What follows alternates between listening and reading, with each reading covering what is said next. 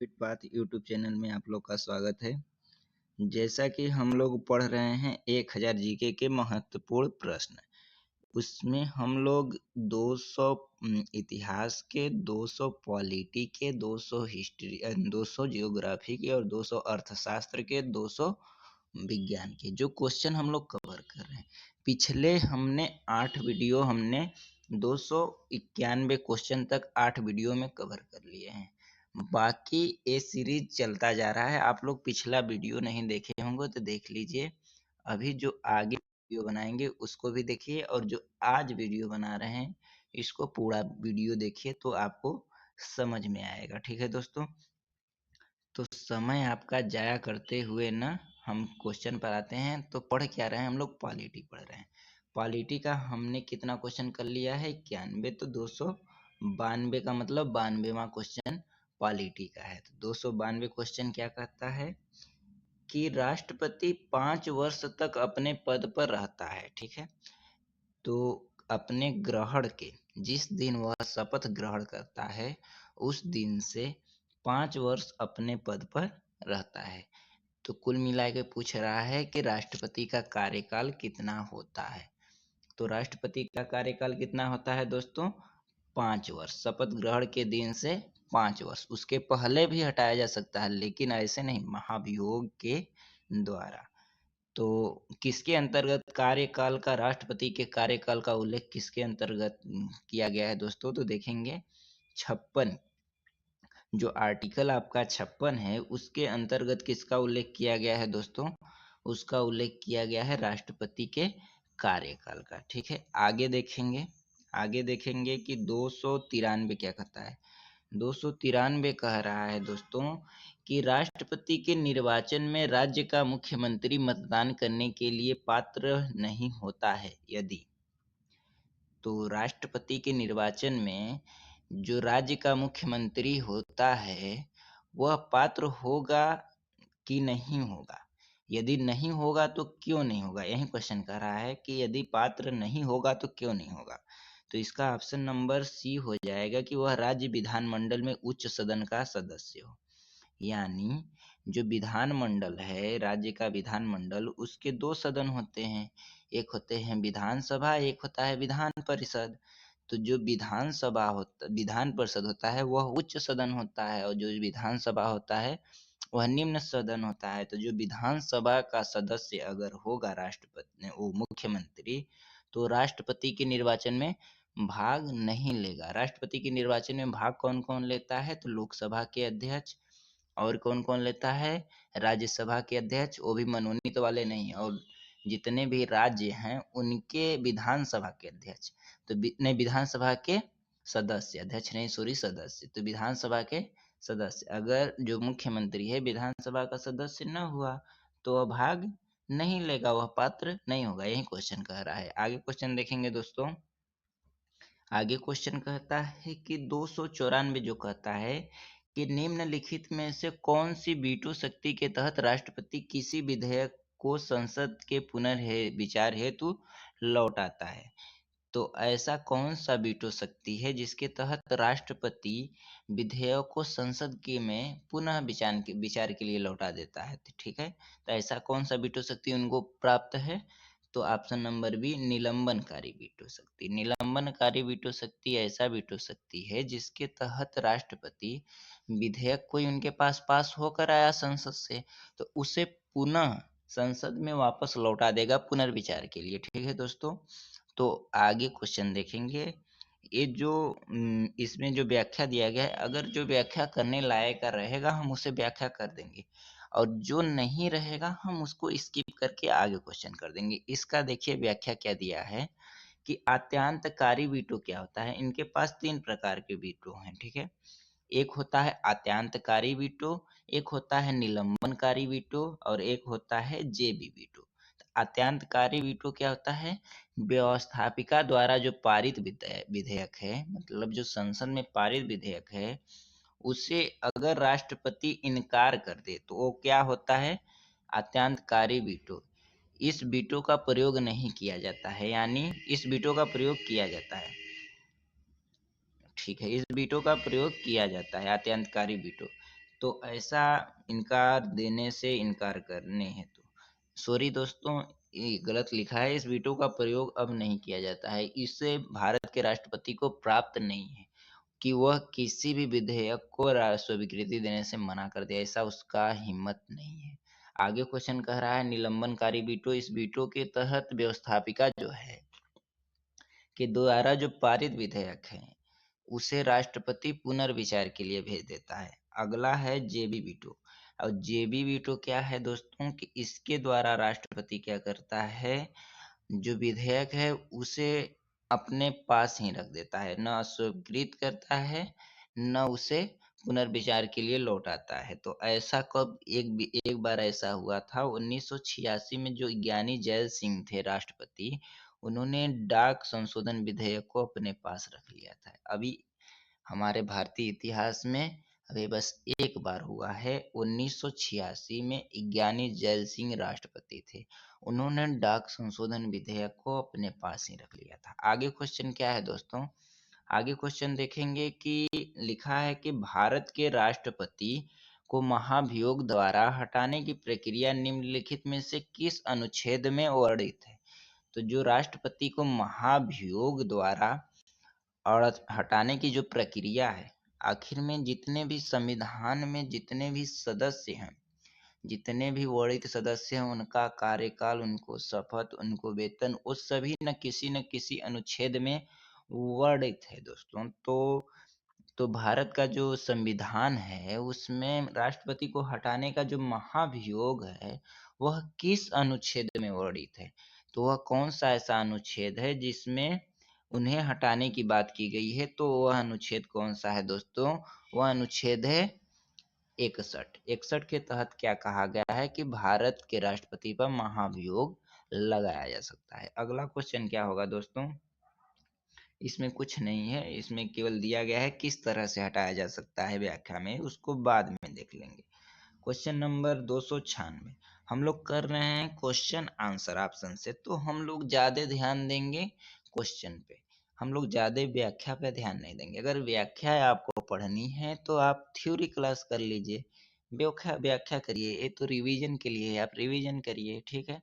और एक दोस्तों बात बता दे रहे हैं कि अगर इसका आपको पीडीएफ चाहिए तो आप मेरे नीचे डिस्क्रिप्शन लिंक में हम टेलीग्राम ग्रुप का अपना लिंक दे देंगे, उसको ज्वाइन कर लीजिए। वहां पर आपको इसका 1000 जीके के नाम से एक पीडीएफ मिल जाएगा, उसमें आपके सभी विषय का पीडीएफ मिल जाएगा, ठीक है दोस्तों। आगे देखते हैं कि निम्नलिखित में से कौन सा भारत के राष्ट्रपति के निर्वाचन गण का तो भाग है किंतु महाभियोग अधिकरण का भाग नहीं है, ठीक है। यादी यानी कह रहा है कि जो राष्ट्रपति का निर्वाचन होता है उसमें ऐसा कौन सा व्यक्ति है जो भाग लेता है लेकिन महाभियोग में भाग नहीं लेता है, वह कौन सा है, राज्य की विधान परिषदें। जो विधान परिषद है, विधानसभा विधान परिषद, तो राज्य की विधान परिषद क्या करती है, जो राष्ट्रपति का निर्वाचन होता है उसमें भाग तो लेती है लेकिन महाभियोग में भाग नहीं लेती है। आगे क्वेश्चन कह रहा है, आगे 1 मिनट, ठीक है। आगे कह इसमें व्याख्या में यही कहा है कि जो महा राष्ट्रपति पर महाभियोग है वह केवल दोनों सदनों के ही द्वारा लगाया जाता है, लोकसभा राज्यसभा, ठीक है। आगे क्वेश्चन कह रहा है 297 दोस्तों कि निम्नलिखित में से संविधान के कौन से अनुच्छेद के तहत राष्ट्रपति को क्षमादान की शक्तियां प्राप्त है। सीधा सीधा कह दो भाई कि राष्ट्रपति को क्षमादान की शक्तियां किस अनुच्छेद में वर्णित है।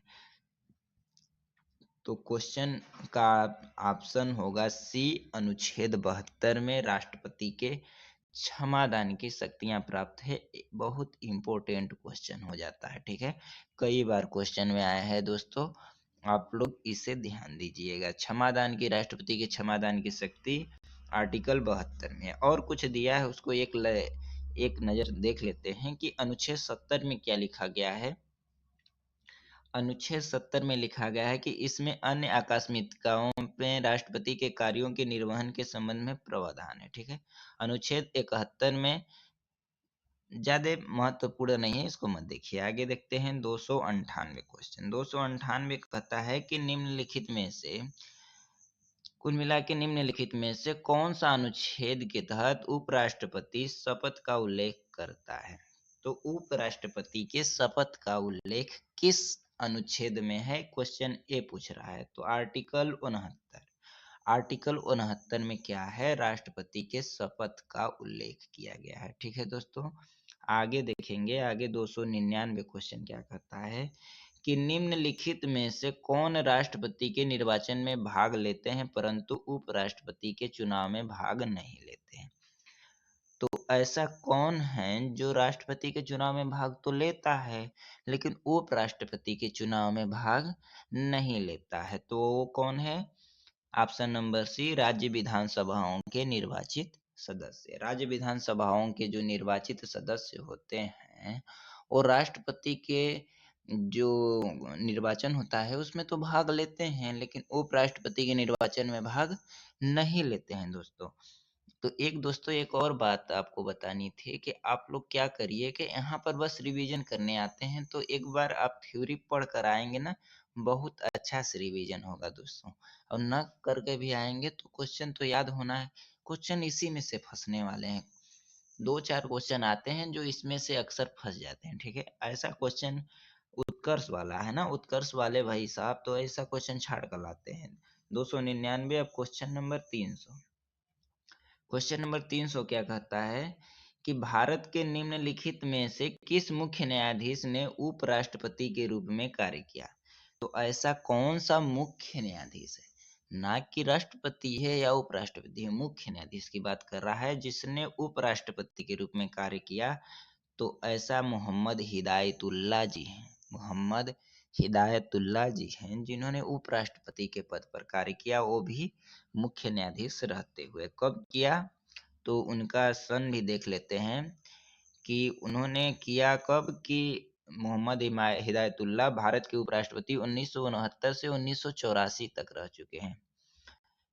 ठीक है, 20 जुलाई 1900 कार्यवाहक राष्ट्रपति के पदभार संभाला। ठीक है, उपराष्ट्रपति दिया है, यहाँ राष्ट्रपति दिया है, कंफ्यूजन कर दिया है, चूंकि राष्ट्रपति होगा, उपराष्ट्रपति नहीं राष्ट्रपति होगा। ठीक है दोस्तों, आगे क्वेश्चन दिया है। आगे क्वेश्चन क्या दिया है दोस्तों, आगे क्वेश्चन दिया है आपका, देख लेते हैं कि 301 क्या कहता है कि सुमेलित कीजिए अनुच्छेद 64 किसका है। अनुच्छेद 64 किसका है। तो अनुच्छेद 64 में क्या लिखा गया है, उपराष्ट्रपति राज्यसभा का पदेन सभापति होगा। तो अनुच्छेद 64 का पहला का चौथा में लग जाएगा, दूसरा का लग जाएगा अनुच्छेद 66 उपराष्ट्रपति के चुनाव, और अनुच्छेद 70 अन्य आकस्मिकताओं में राष्ट्रपति के कर्तव्यों का निर्वहन, और क्या लग जाएगा दोस्तों, उपराष्ट्रपति के चुनाव संबंधी मामले। तो हम सीधा कहते हैं कि अनुच्छेद 64 जो है उपराष्ट्रपति राज्यसभा का पदेन सभापति होगा, ये अनुच्छेद 64 में है। अनुच्छेद 66 में क्या है, उपराष्ट्रपति का चुनाव है। अनुच्छेद 70 में क्या लिखा गया है, अन्य आकस्मिकताओं में जो राष्ट्रपति के कर्तव्यों का निर्वहन होगा वो कौन करेगा, उपराष्ट्रपति करेगा। अनुच्छेद 71 में है उपराष्ट्रपति के चुनाव संबंधी मामले। ठीक है, आगे क्वेश्चन देखेंगे 302। 302 क्या कहता है, उपराष्ट्रपति के उम्मीदवार को कुल मतों के कितने मत प्राप्त नहीं है होने पर जमानत राशि जब्त हो जाती है। कुल मिला के बोल रहा है कि जो उपराष्ट्रपति है उसको कितना मत प्राप्त नहीं होगा कि उसकी जमानत राशि जब्त हो जाएगी। जमानत राशि के रूप में उन लोगों को, राष्ट्रपति हो चाहे उपराष्ट्रपति हो, 15,000 रुपये रखने होते हैं।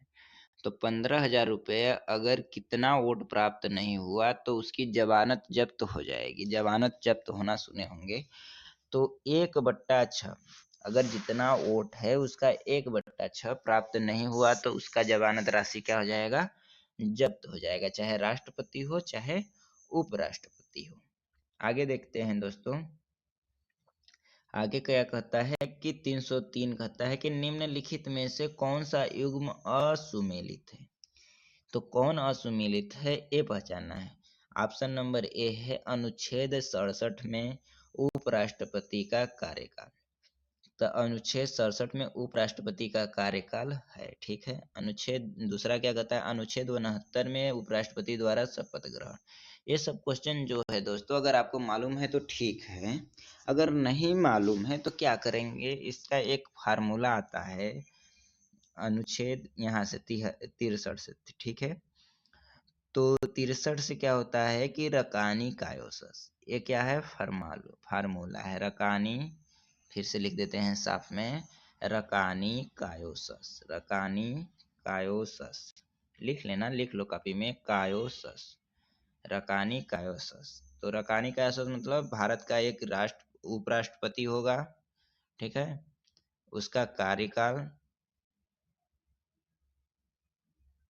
सॉरी दोस्तों, ये वाला तो राष्ट्रपति का है, उपराष्ट्रपति का क्या होता है, उसरा निकाचुस, उसरा निकाचुस, सॉरी दोस्तों गलत कर दिया था मैंने। ठीक है, उसरा निकाचुस ये होता है उपराष्ट्रपति का। जो रकानी कायोसस है वो राष्ट्रपति का होता है, वो उपराष्ट्रपति का है। उपराष्ट्रपति, इसका उ मतलब उपराष्ट्रपति, कहाँ से लेंगे, 63, 64, 65, 66, 67, 68, 69। ठीक है, तो क्या लिखा गया है 63 में, देख लीजिएगा। ठीक है, आगे देखते हैं 303, बता दिए, समझ जाइएगा। 303 क्या है दोस्तों, 303 है कि उपराष्ट्रपति की पदावधि है। ठीक है, मतलब उपराष्ट्रपति का जो कार्यकाल वो पूछ रहा है, तो उपराष्ट्रपति का भी कार्यकाल शपथ के 5 वर्ष तक होता है। ठीक है, ऑप्शन नंबर ए हो जाएगा। वो किसमें वर्णित है, अनुच्छेद 67 में वर्णित है, किसका, राष्ट्रपति का कार्यकाल। ऑप्शन क्वेश्चन नंबर अगला हो जाएगा कि उपराष्ट्रपति चुनाव के लिए प्रयुक्त संयुक्त अधिवेशन के स्थान पर निर्वाचक मंडल का प्रावधान कौन से संविधान संशोधन अधिनियम के माध्यम से किया गया। ठीक है, जो उपराष्ट्रपति के चुनाव के लिए जो संयुक्त अधिवेशन के स्थान पर निर्वाचक मंडल, ठीक है, निर्वाचक पहले संयुक्त अधिवेशन होता था उपराष्ट्रपति का चुनाव के लिए, लेकिन अब निर्वाचक मंडल का प्रावधान किया गया। जो मूल संविधान था उसमें उपराष्ट्रपति के चुनाव के लिए क्या किया जाता था, संयुक्त अधिवेशन, लेकिन उसके आधार पर उसके बाद बदल दिया गया, निर्वाचक मंडल का प्रावधान कर दिया गया। तो वो किस संविधान संशोधन के तहत बदल दिया गया, एक नई चीज सीख लो दोस्तों, किस संविधान के संशोधन के तहत बदल दिया गया, तो ऑप्शन नंबर ए 11वें संविधान संशोधन के तहत। अगला क्वेश्चन होगा 306 कि भारत के में उपराष्ट्रपति के निर्वाचन में संबंधित विवाद को कौन तय करते हैं। जो भारत में उपराष्ट्रपति के निर्वाचन में संबंधित जो विवाद हो जाए, मतलब उपराष्ट्रपति का निर्वाचन हो रहा है और विवाद हो जाए, तो उसको कौन तय करता है, तो कौन तय करता है, सर्वोच्च न्यायालय। कौन तय करता है, सर्वोच्च न्यायालय। ठीक है, अगला क्वेश्चन 307 होगा कि उपराष्ट्रपति के संदर्भ में यह कहना सही है कि, क्या सही है कि यह भारत, ऑप्शन नंबर डी होगा कि यह कि भारत का उपराष्ट्रपति राज्यसभा का पदेन सभापति होता है।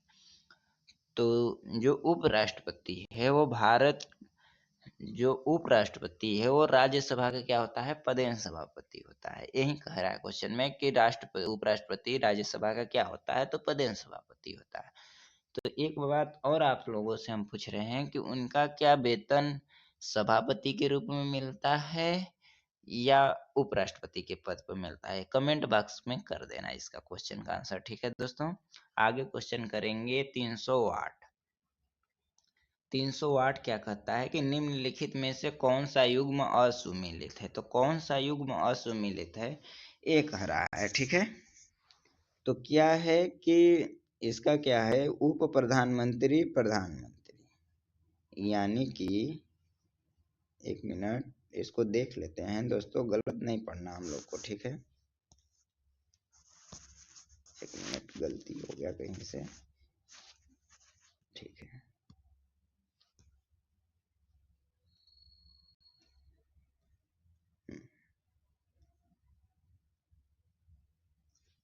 यस, इस क्वेश्चन का मतलब ये है कि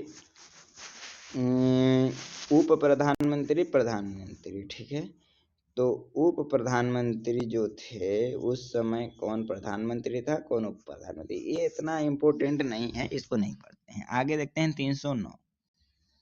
309 क्या कहता है दोस्तों कि निम्नलिखित में से कौन से संविधान संशोधन अधिनियम के द्वारा केंद्र में मंत्रिपरिषद के आकार को परिसीमित किया गया। ठीक है, ऐसा कौन सा संविधान संशोधन है जिसके द्वारा केंद्र में मंत्रिपरिषद के आकार को सीमित किया गया? तो कौन है?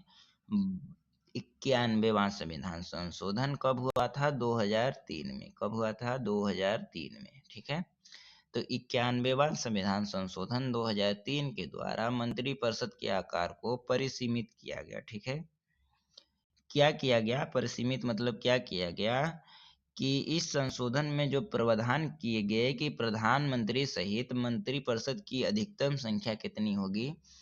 लोकसभा के कुल सदस्य संख्या की कितना होगी? 15%।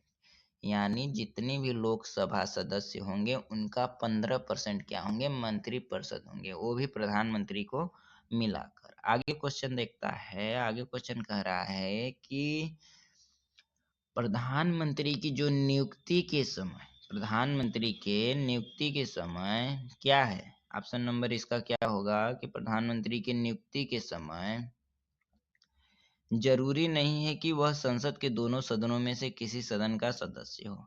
यानी क्वेश्चन कह रहा है कि प्रधानमंत्री की नियुक्ति अगर वो दोनों सदन जो हो गए लोकसभा और राज्यसभा, अगर लोकसभा और राज्यसभा के सदन का सदस्य नहीं भी है तो भी उसे राष्ट्रपति क्या कर सकता है? प्रधानमंत्री नियुक्त कर सकता है, लेकिन उसे 6 माह के अंदर किसी भी सदन की सदस्यता लेकर उसे प्रूव करना होगा। ठीक है, नहीं तो उसकी सदस्यता रद्द हो जाएगी, मतलब भंग हो जाएगी, जो लोकसभा है वो भंग हो जाएगी। ठीक है दोस्तों, आज के लिए हम चाहते हैं कि आज के लिए बस इतना ही। आगे 200 कितना पढ़े हैं? 310। कल से पढ़ेंगे 311। तो आज के लिए बस इतना ही। अगर वीडियो आपको पसंद आए हो तो लाइक कर दो और सब्सक्राइब भी कर दो दोस्तों। धन्यवाद।